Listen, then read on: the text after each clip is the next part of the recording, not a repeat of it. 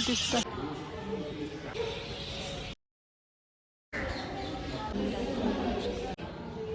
सुंदर ना.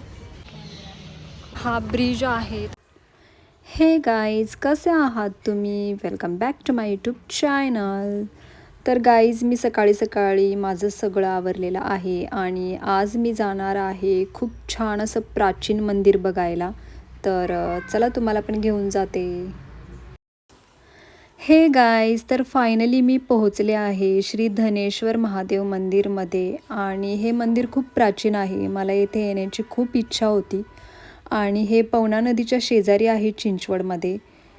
आणि तुम्ही बघू शकता श्री धनेश्वर महादेव मंदिर, प्राचीन शिवालय, खूप जुनं मंदिर आहे आणि खूप छान आहे. तर चला मी पण दर्शन घेते आणि तुम्ही पण माझ्यासोबत दर्शन घ्या.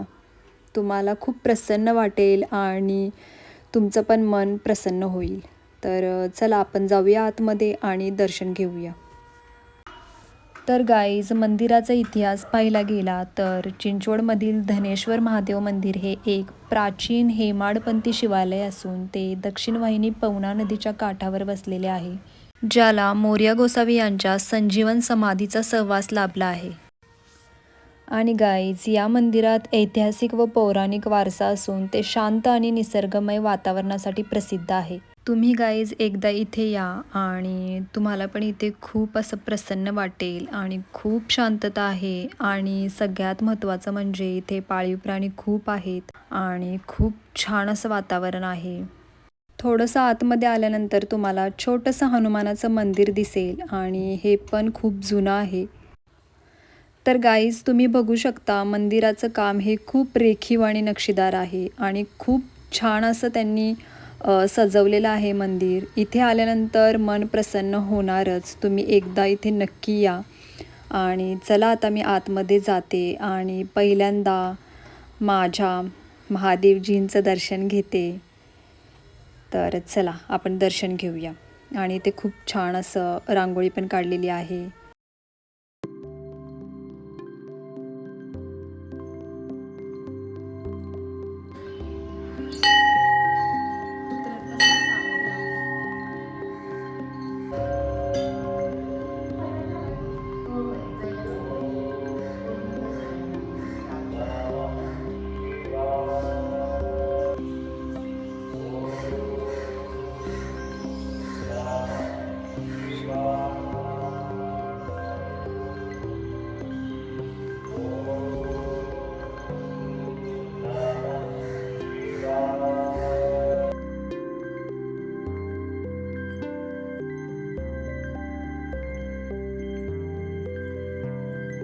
तर गाईज, महादेवजींच्या मंदिरातून बाहेर पडल्यानंतर इथे छान अशी छोटी छोटी मंदिरं आहेत, जी की खूप छान आहेत.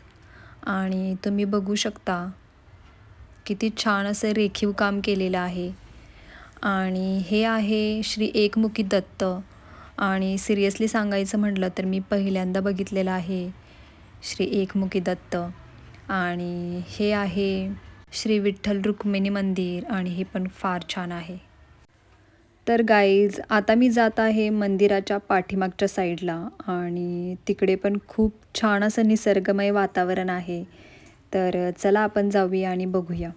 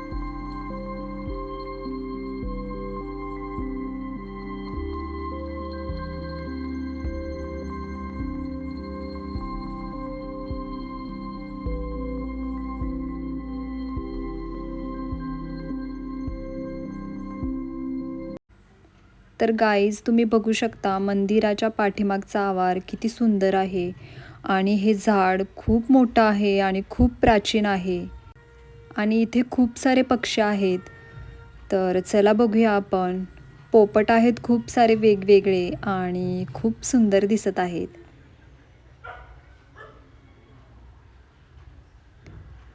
मी मी मी मी मी मी.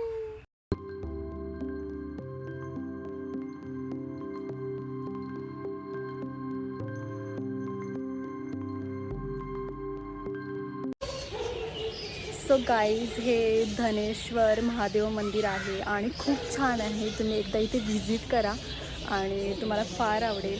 खूप छान आहे. आणि गाईज मंदिर हे इतकं सुंदर आहे की मी इथे खूप सारे सेल्फी घेतलेले आहेत आणि खूप सारे व्हिडिओ काढलेले आहेत. मन असं प्रसन्न झालं होतं आणि इथून जाण्याची इच्छाच होत नव्हती, पण खूप उशीर झाला आहे आणि आता मला जावं लागेल. मी खूप सारे व्हिडिओज घेत आहे इथे.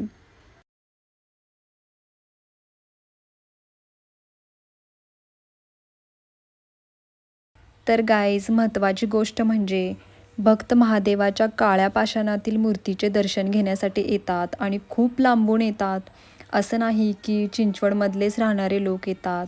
नाही, खूप लांबून लोक येतात पाहण्यासाठी आणि खरंच हे मंदिर खूप सुंदर आहे. तर चला गाईज मी थोडा वेळ मंदिरात घालवते आणि तुम्ही पण माझ्यासोबत थोडा वेळ मंदिरात घालवा.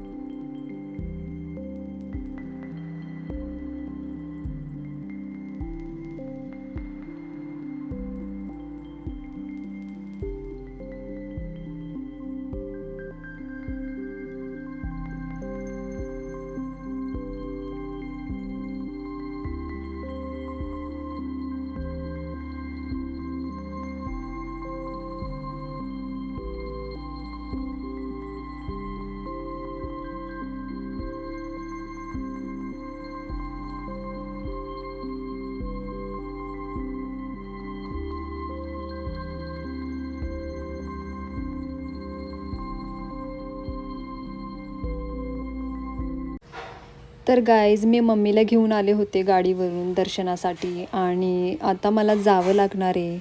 जाण्याची इच्छा तर नाही आहे, पण जावं तर लागणारच आहे. आणि खरंच हे मंदिर खूप छान आहे. तुम्ही एकदा व्हिजिट करा. तर गाईज भेटूया नेक्स्ट व्हिडिओमध्ये काहीतरी नवीन घेऊन येते. आणि जर व्हिडिओ आवडला असेल तर please subscribe my YouTube channel, like, share and comment आणि कायम हसत राहावा, खुश राहावा. भेटूया नेक्स्ट व्हिडिओमध्ये. बाय आणि हर हर महादेव.